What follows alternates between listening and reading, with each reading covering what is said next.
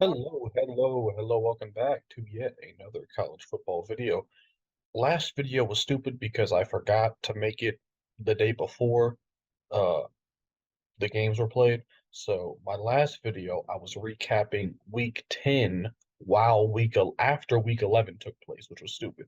So this video, I'm recapping week 11 right before week 12 is played, as per usual here. So I'll have my rankings out before the games are played, not after. Because last week was just so stupid.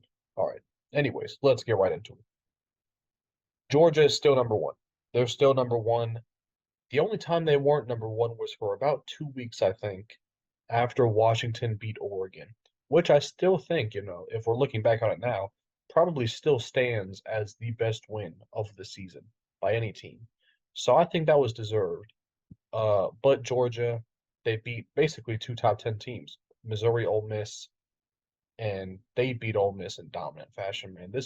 It's something about Georgia, man. But whether it was number 20 Kentucky, Florida, Ole Miss, they have shown up and dominated all three of those games, man. And this one might have been the most impressive. Carson Beck, don't let the interception fool you. It was kind of right before half. The game was kind of already over. I mean, Georgia, I think they scored a touchdown in their first four possessions. Ole Miss's defense, man, I was praising it so strongly the first 6 or 7 weeks of the season, and it just absolutely collapsed here against Georgia. It was nowhere to be found. 300 rushing yards. Um, Lad McConkey was great. Brock Bowers now is back from injury. It was great to see him out there. Dominic Lovett had a really good game, and Georgia defensively. Ole Miss came out firing. I think they scored two touchdowns in the first three possessions, but then after that, man, it was nothing going. So a dominant win from Georgia against a good Ole look. This Ole Miss team is very good, guys. It's a very good Ole Miss team. Call them the Penn State of the SEC, if you will. They beat everybody besides Georgia and Alabama. But man, it's a good Ole Miss team, and Georgia, it's just too good. It was just too much for Ole Miss. Washington at two for me. It was very tough after Michigan won.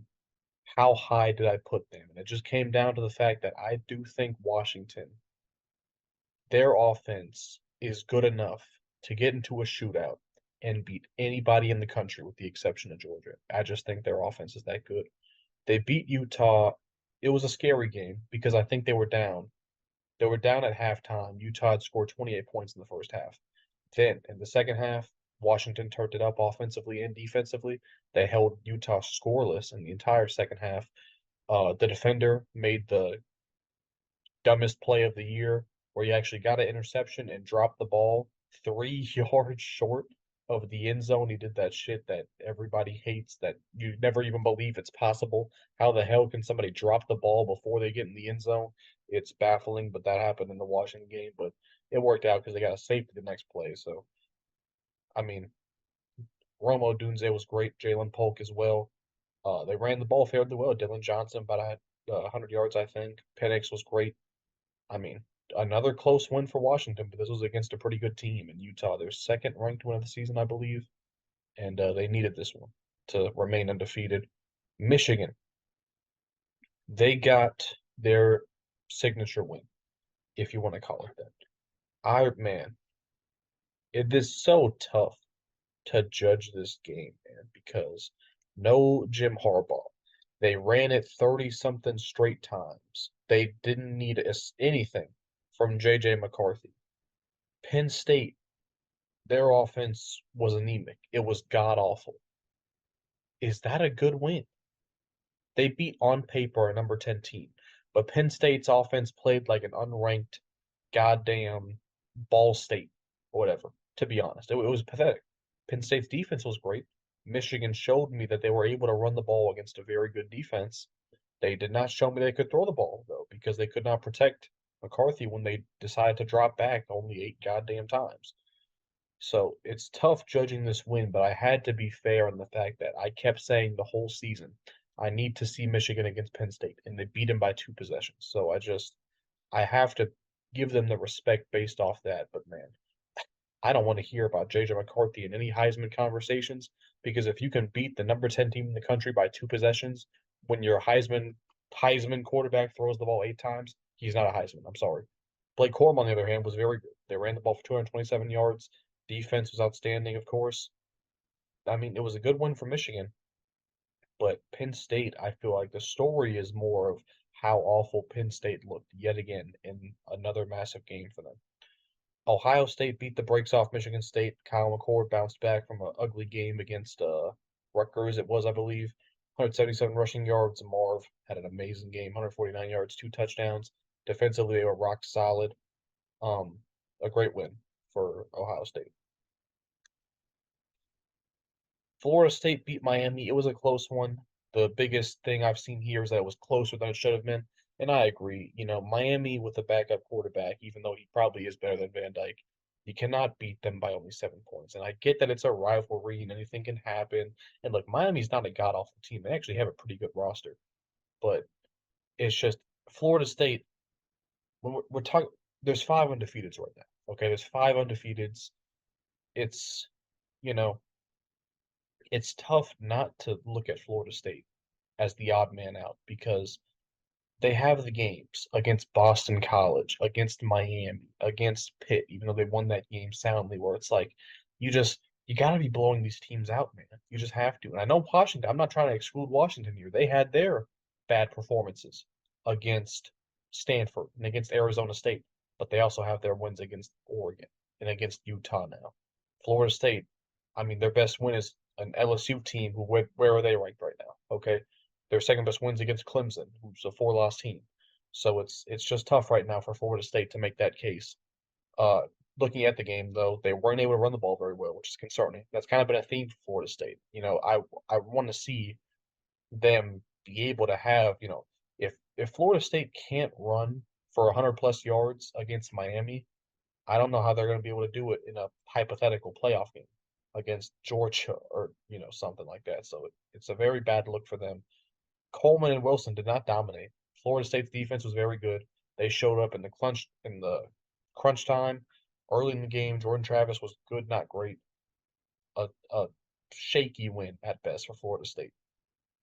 Oregon beat USC convincingly. Bo Nix was amazing. 400 yards, 4 touchdowns. Bucky Irving ran all over him. Troy Franklin and Tez Johnson dominated 9 catches, 273 yards and 3 touchdowns. USC's defense is still Swiss cheese. And Oregon defensively kind of, gave up a little bit at the end there, but they were dominant for the most part. They got after Caleb all night, made it very tough for USC's offense. And this is a very good win. Very good win. I'm not going to pretend like USC is some powerhouse still, but Oregon handled business at home versus an inferior opponent. Obviously, they are waiting for the loser of Michigan, Ohio State, for me probably to get into my dumbass. It's supposed to say 6 right there instead of 5. I just caught that. They're waiting for the loser of Michigan State, or sorry, Michigan, Ohio State. That will probably bump them into my top 4, and then they'll get their rematch versus Washington, presumably. So, I mean, that's what their season depends on. Can they beat Washington? If they do, they're probably in. I don't know how they're not in if they beat Washington. So, we'll see that when it happens. Alabama at 7 beats Kentucky. This was, man, Alabama's offense, and specifically Jalen Milroe, these last 2 games has been outstanding. 10 touchdowns for Milroe the last 2 games. He had 6 today. They ran the ball well. A theme, 2 games in a row. That's really the thing here. Alabama asking Jalen Milroe to carry an offense with no run game and no pass protection, nobody can succeed with that. When you give him 159 rushing yards, now we're talking. We got something here. They still don't have a wide receiver 1.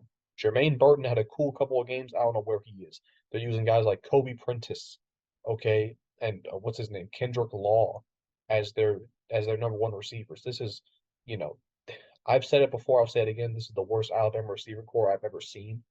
And that's what we're asking Milroe to work with, and he's still making it work. Honestly, I mean, people people consistently overrate this Alabama's roster. Defensively, it's a very good team. I'll give you that. It's a very, very top 3 even, just roster defensively. Offensively, this is mediocre. Bad receiver talent, an okay running back room, poor O line. I mean, Milroe, it is astonishing that he's been able to do what he's done so far and get them to 9-1 to begin with. So I give him all the credit in the world for that. He's on my Heisman list, certainly.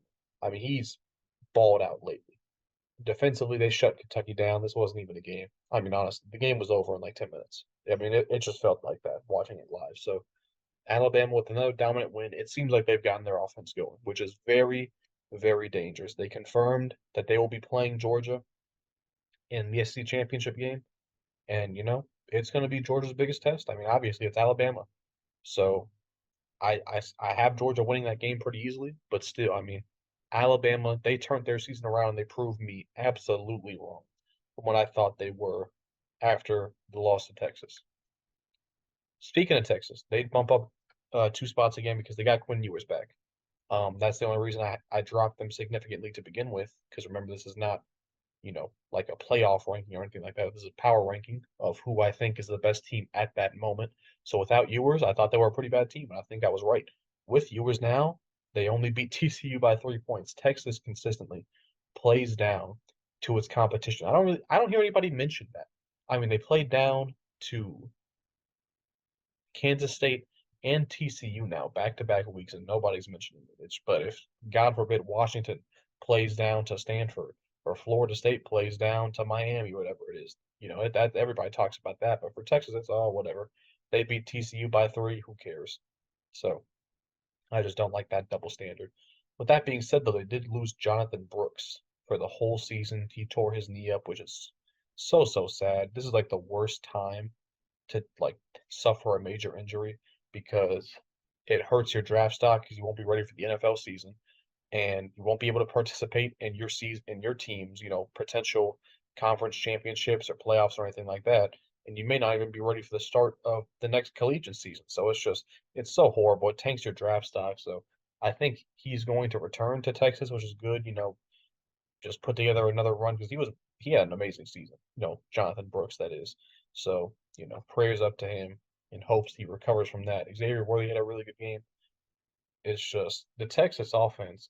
They should be so much better than they are. I really don't understand why they struggle to score for long periods of time. The Kansas State game, the entire second half, they just fell completely flat. Even now with Ewers back, only put up 29 points on a bad TCU defense. It's tough to put your finger on the source of the issue, but we'll see if they can just survive to the Big 12 championship game. Missouri at 9. I think Missouri is at 9 in the actual playoff rankings, and I agree with it. So a lot of people don't, but I look at their only 2 losses are to a Heisman quarterback in Jaden Daniels and to Georgia. They have wins over Tennessee, and that's basically it. I don't know who else they beat. I think they beat Kentucky as well, but I mean, they handled Tennessee though. They just absolutely dominated Tennessee on both sides of the ball. Cody Schrader, you're not reading that incorrectly. He had 321 yards, about 100 through the air, and over 200 on the ground, I believe. He had 321 yards, 40 touches. Uh, this was better than the Ray Davis performance against Florida, if you ask me. This was the best game by a running back all season because Tennessee was ranked 13th. Okay, he did this in a big game. They only allowed 83 rushing yards to a very good Tennessee run game. I mentioned that when Bama did it because that's Tennessee's strength. They're a physical team that loves to run the ball, and they have the running back talent to do it. So when Alabama shut down Tennessee's running game, it was very impressive. Missouri did that +1 because they only gave up 83 goddamn yards. 3 takeaways. Tennessee beat themselves in a couple facets, a couple of dumb turnovers, things like that. But Missouri, they put their foot on Tennessee's throat and they did not let up. They rode that shit all the way to the end. Even you got a pick six at the end of the game. You know, it was a dominant performance. And quite frankly, I feel like Missouri is just that good offensively between Brady Cook, you got Luther Burden on the outside, you got Theo Wease, you got a great running back and Cody Schrader, certainly probably a top 3 running back just this season in the whole country. So I do think Missouri is worthy of being a top 10 team.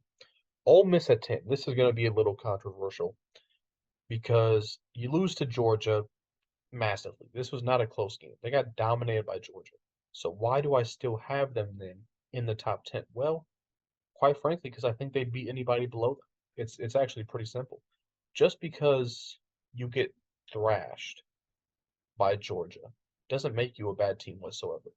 And if I expect you to lose a game, I expected Ole Miss to lose this game. So when they lost that game, am I supposed to just keep in mind if Missouri right here played Texas right here, right, and they lost by one possession, should I drop them 10 spots? No, I expect them to lose that game. Ole Miss lost to Georgia at home. Nobody in the country was beating Georgia that night in Athens.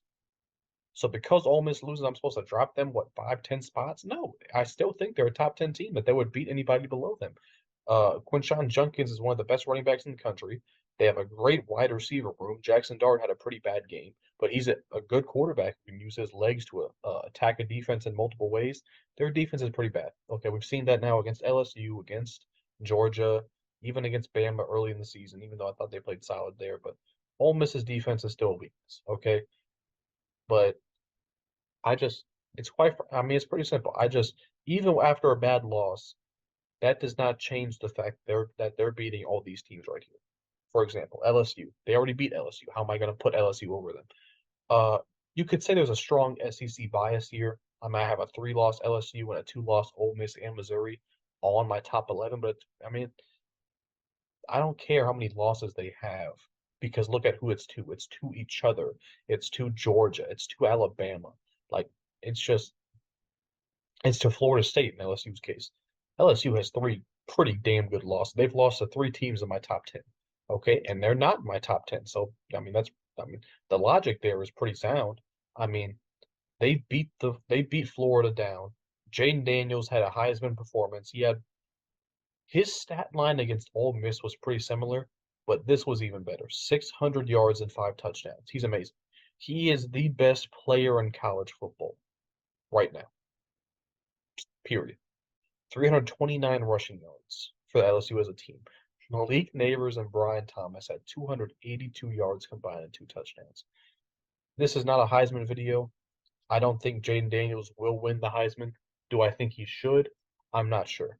I think individually, if we're just doing it based on the best team, most or best player, most valuable player, he should win it. I don't know if he will, but he's playing out of his mind. Just shout out to him because 600 yards and 5 touchdowns against an SEC defense is something to behold.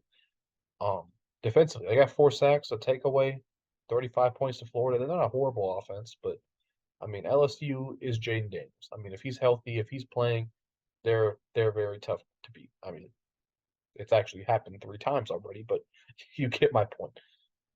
Utah actually moves up 2 spots. This is not what I was expecting.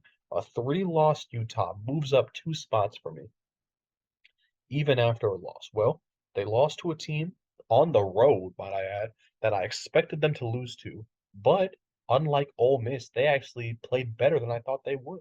They put up 28 points in Washington, albeit all in the first half, none in the second half.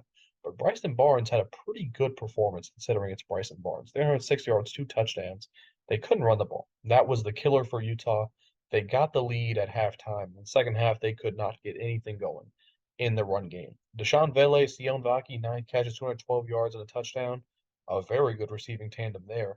Defensively, they did about as well as you can do. If you hold Washington to 35, you just gotta hope you can win that game. That's a win in some people's book.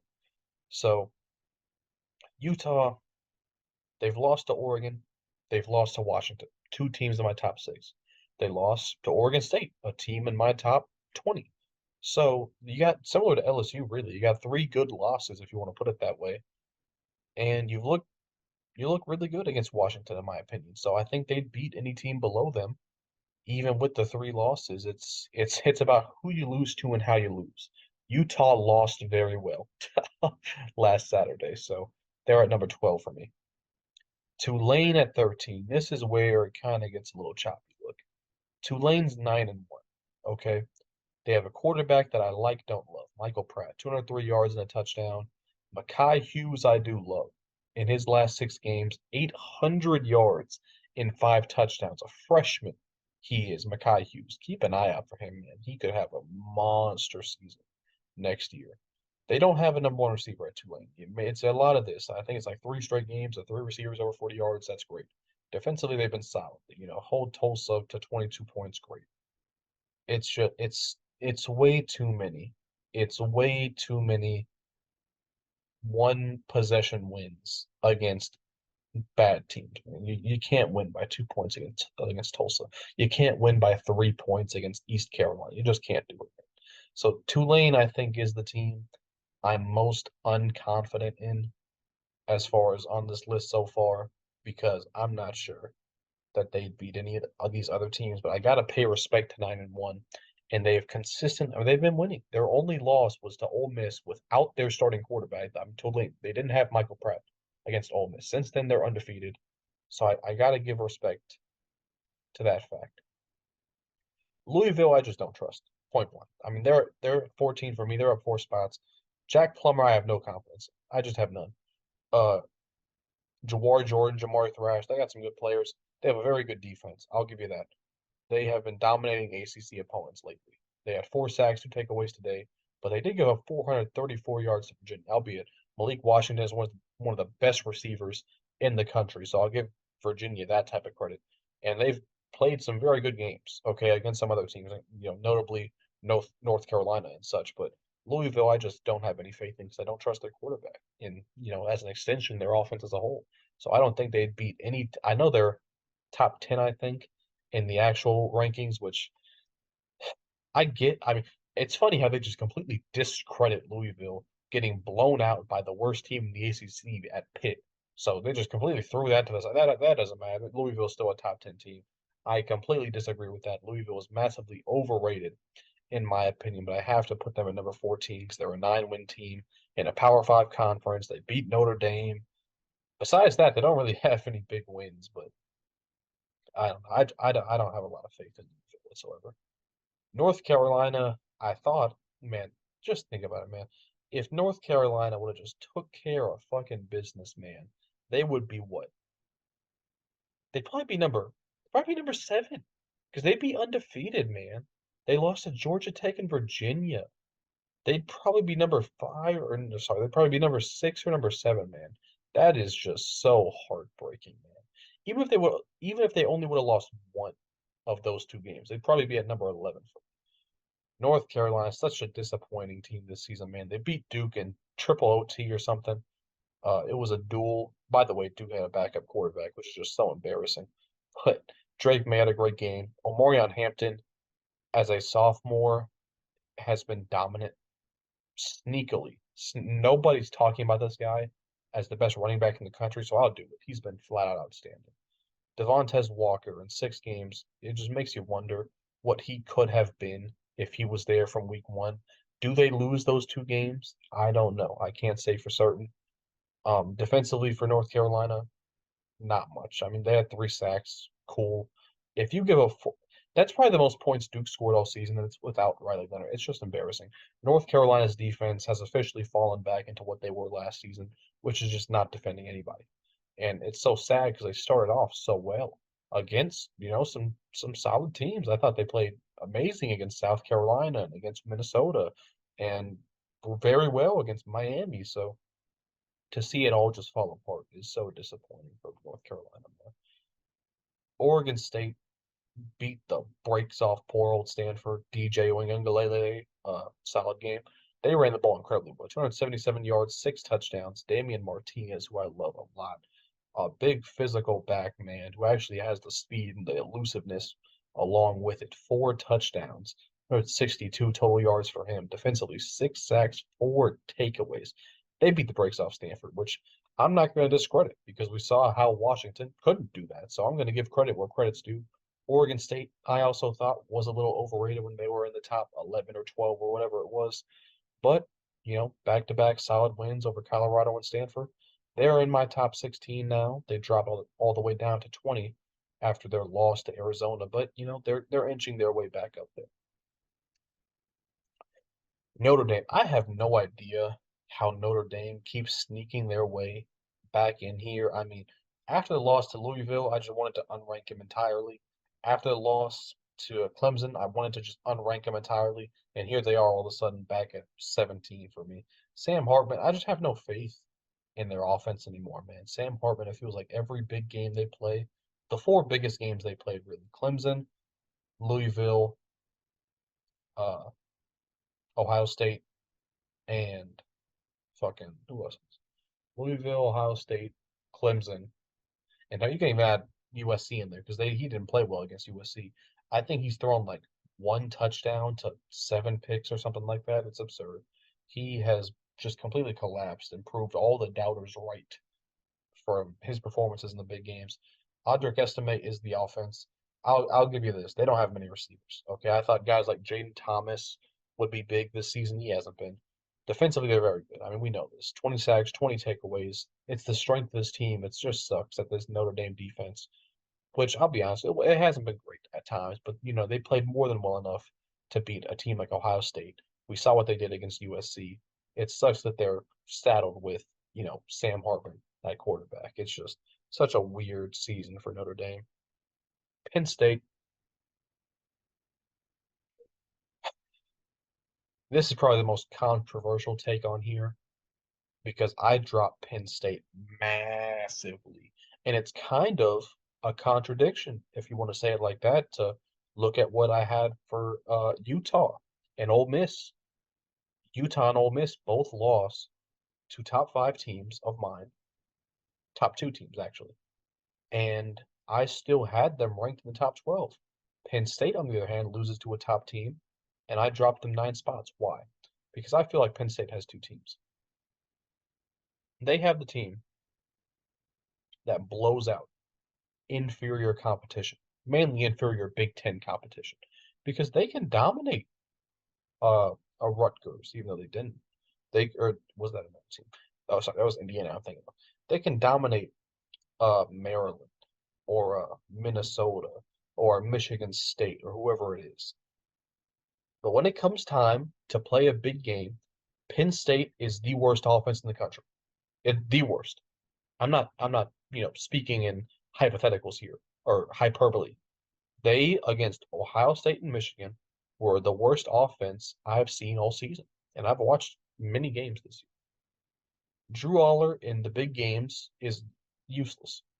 He can't hit the broadside of a barn. The play calling is god awful. Their running game was actually pretty solid this game, 164 yards against Michigan. That's commendable. You'd love to see them run it more, maybe, and not put it in Drew Aller's hands every other play. Penn State's defense is incredible. It's absolutely incredible, both against Ohio State and Michigan. They did their job and then some. But Penn State's offense, I can't trust it in any big game. And guess what? This ranking is based off who I think would beat who on a neutral field. So if Penn State played any of these teams I have above them on a neutral field, that would be a pretty big game for them, right? And the team they bring to big games isn't beating jack shit. They're not beating any of these teams right here. I'm sorry, point blank. They're not beating any of these teams because they can't score points.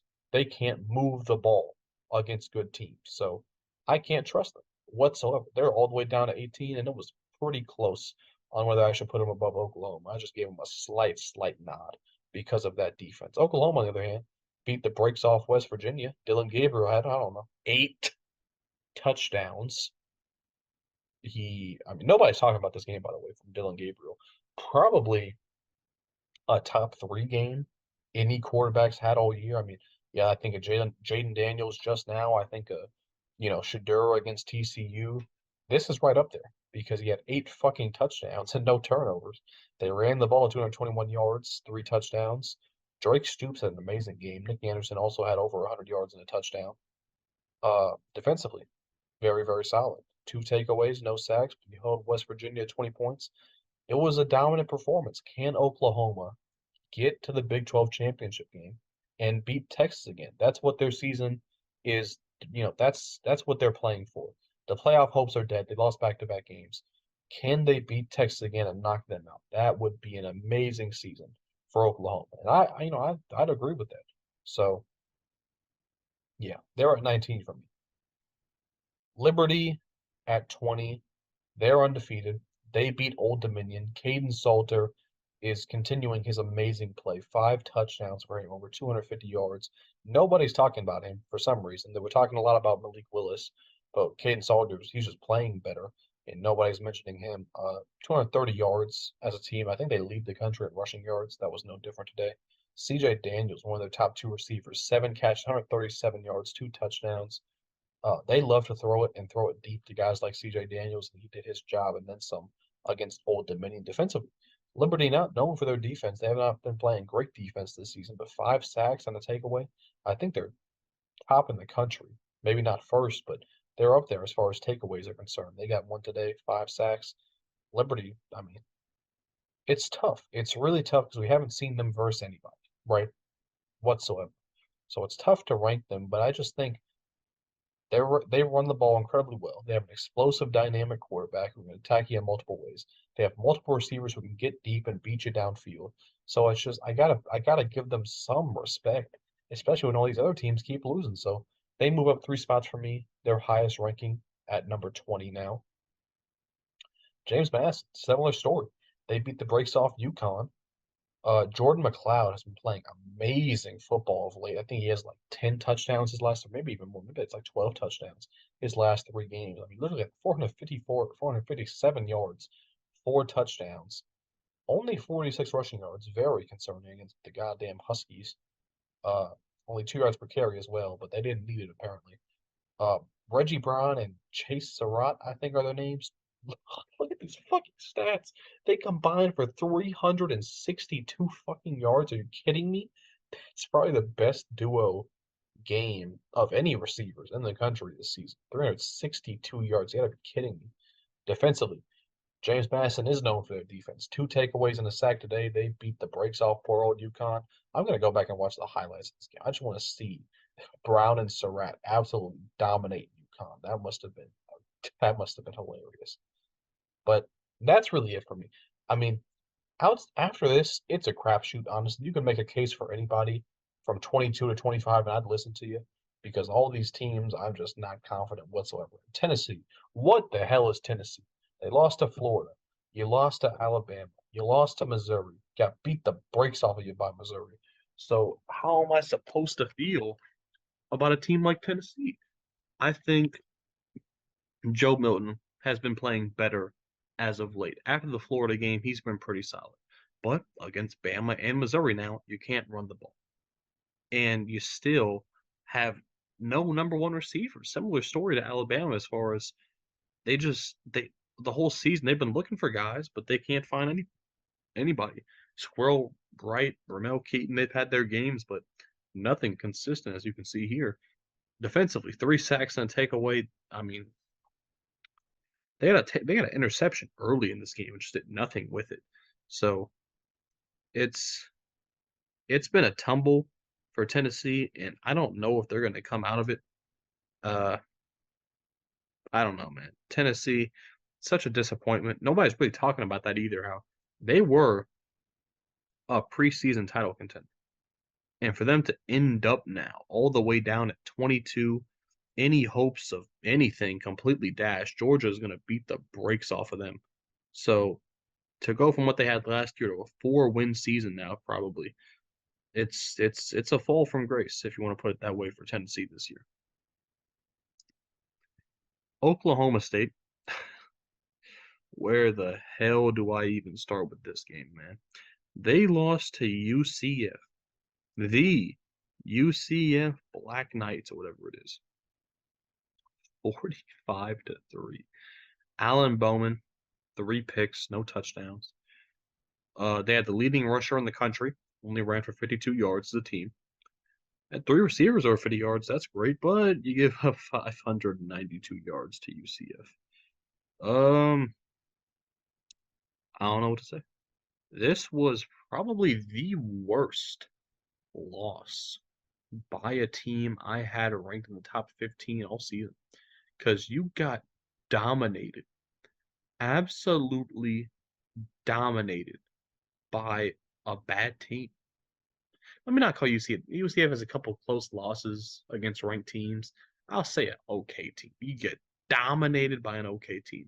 How am I supposed to keep you ranked? Well, you have a win over Oklahoma, and you're just a very inconsistent team. I don't know what Oklahoma State I'm going to get. They have ranked wins over Kansas State, Oklahoma, Kansas. So I have no clue. I have no clue. and then you lose to UCF and Alabama State. Or Southern Alabama, sorry. South Alabama, whatever it is. I don't know what to think of Oklahoma State. They're a 23 for me. Kansas State, I couldn't put them above Oklahoma State because Oklahoma State beat them already, but they beat the brakes off Baylor. Will Howard, a confusing season. He doesn't really step up when they need him most. He was very good against Texas, in the second half at least. But, I mean, they ran the ball pretty well. DJ Giddens, I like him a lot. 4 receivers over 40 yards defensively. They showed up and showed out. 3 sacks, 4 takeaways. Kansas State, they're a good team. I mean, you know, Big 12 champions last season. They'll probably finish with close to 9 wins this year. So, a pretty good 2-year stretch for them. But, I mean, I'm just trying to find teams here at this point, if I'm being honest with you. Arizona, what a way to turn their season around, huh? They beat, what, Oregon State? Coming off the close loss to USC, they beat, what, Oregon State, Washington State, what was it, Colorado now? They have a lot of good wins in there if you're Arizona. Noah Fafita. Jaden Delora got hurt early in the season. I just completely wrote them off. But Noah Fafita has come in and played a lot of good football here. But they were able to run the ball against Colorado. That was the story for them. 207 yards at 7.7 per carry.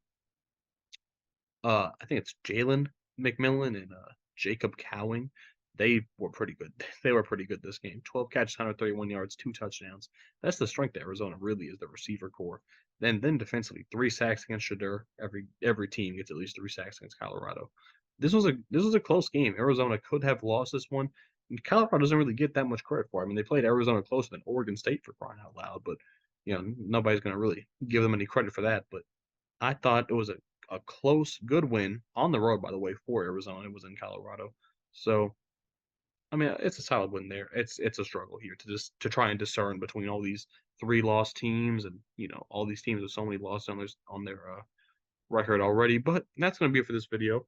Leave a like if you enjoy it. Subscribe if you're new, and I'll see you in the next one. Peace. It's out the motherfucking back. Right out the niggas don't know how to act.